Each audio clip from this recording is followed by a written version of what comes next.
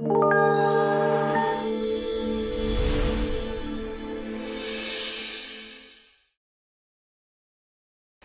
저희 연구원에서는 매년 이렇게 지식재산 정책 포럼이라는 것을 운영하고 있습니다. 그래서 가장 이슈되거나 논의해야 될 필요성 있는 것들을 여러 전문가분들을 모시고 이런 포럼을 하게 됐는데요. 요즘 최근 기사에서도 많이 보셨겠지만 요즘에 퍼블리시티건이라는 것이 많이 이슈가 되고 있습니다. 그래서 이런 것들을 법적으로 어떻게 보호하고, 특히 저희가 지식재산을 연구하는 연구소이기 때문에 지식재산과 퍼블리시티건을 어떻게 보호하고 어떤 관련성에서 같이 고려할 수 있을지, 앞으로 어떤 방향으로 가야 될지를 논의하기 위해서 이 자리를 마련했습니다. 그래서 오늘 포럼은 2시간 정도 진행이 될 예정이고요. 그리고 오늘 포럼의 전체적인 그 진행과 좌장을 맡아주실 고려대학교 법학전문대학원 안유질 교수님을 소개시켜 드리겠습니다. 박수로 맞이해 주시기 바랍니다.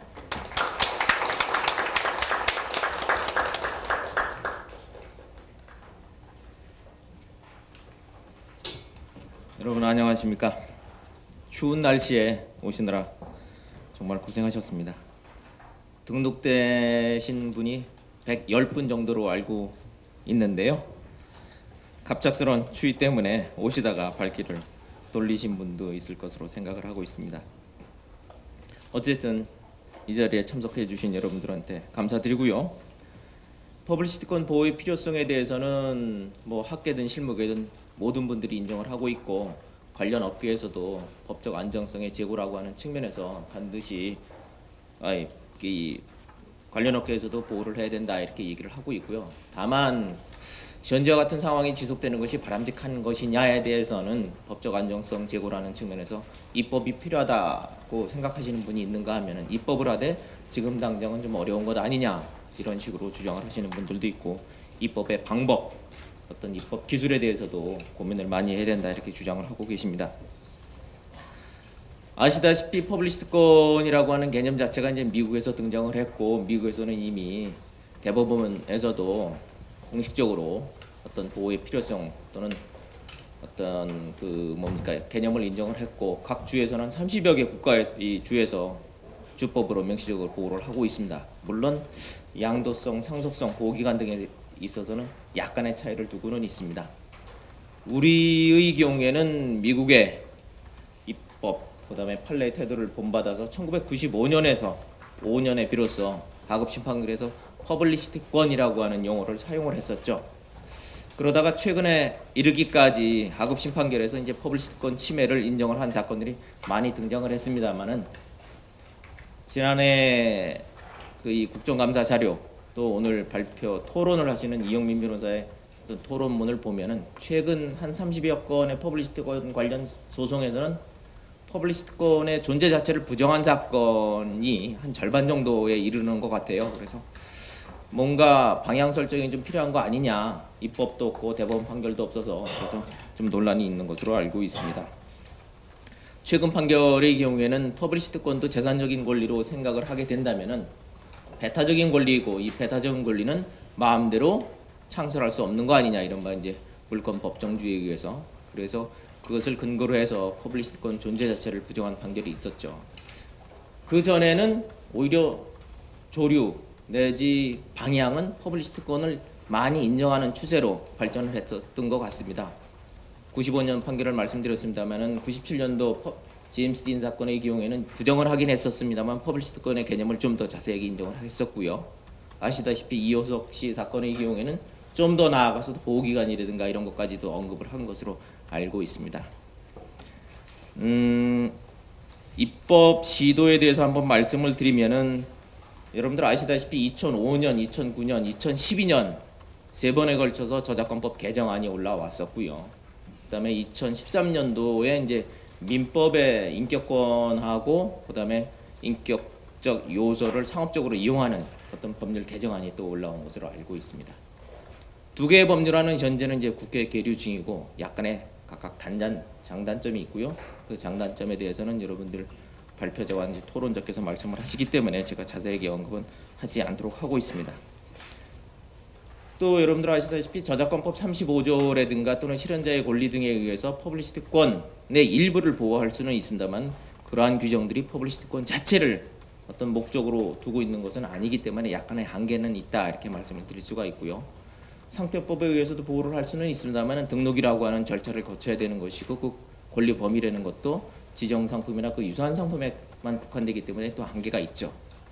마지막으로 고려할 수 있는 것이 이제 부정경쟁방지법인데 만일에 퍼블리시티권 인격적인 요소가 상품 표지나 영업 표지로 기능을 하게 될 경우에는 그것이 2조 1호 가나 다목에 의해서 보호할 가능성이 있고요. 아시는 바와 같이 2013년 7월 30날 부정경쟁방지법 개정을 해서 이른바 보충적 일반 조항이라고 하는 차목이 등장을 했죠.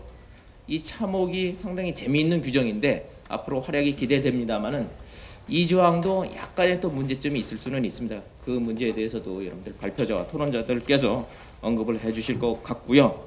오늘의 이 자리는 지금까지의 입법적인 시도 또는 논의 또는 판례의 발전 방향, 해외에서의 퍼블리시티 보호에 관한 어떤 입법 동향 이런 것들을 한번 점검해 보자라고 하는 취지가 있고요.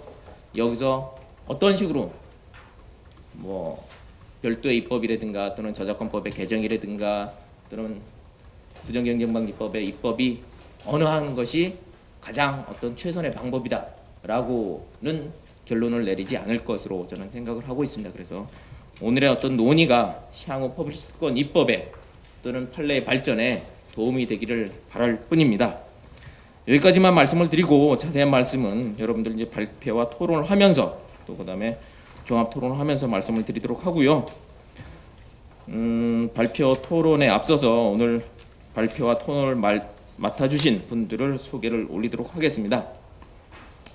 제가 간단하게 호명을 할 테니까요. 발표자와 이 토론자들께서는 일어서셔서 오늘 참석하신 분들하고 한번 인사를 나누시기 바랍니다. 먼저 첫 번째 발표를 맡아주실 분이 현재 대법원 재판연구관을 하고 계시는 최승재 변호사님. 예, 감사합니다. 최승재 변호사님께서는 현재 대법원 재판연구관을 맡고 계시고요. 서울대학교 법학과를 졸업하시고 동대학원에서 법학 박사를 받으셨으며 경북대학교 법과대학 교수, 그다음에 김앤장에서 변호사로 활동을 하시다가 현재는 재판연구원을 하고 계십니다. 다음에 권오성 성신여자대학교 법과대학 부교수님입니다.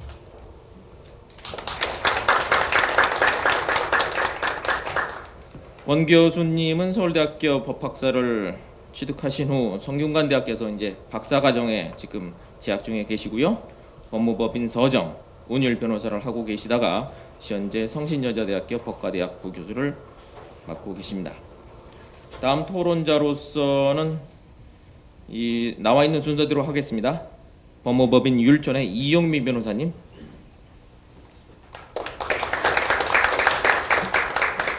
이 변호사님은 고려대학교 법학사 그다음에 석사 학위를 취득하신 후 현재 법무법인 율촌에서 근무하고 계십니다.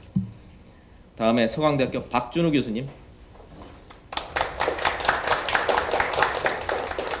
박준우 교수님은 연세대학교를 졸업을 하셨고 세인트루이스에 있는 워싱턴 대학에서 JSD를 취득을 하셨고요.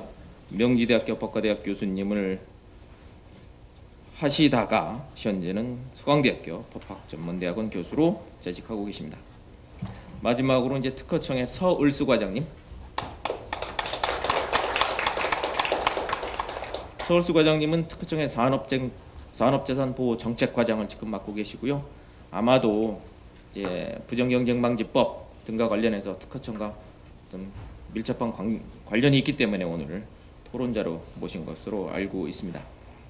여러분들 발표자 두 분의 발표를 듣고 이어서 자리를 좀 정리한 다음에 발표자와 토론자를 함께 다 모셔서 지금 정리를 하는 시간을 갖도록 하겠습니다.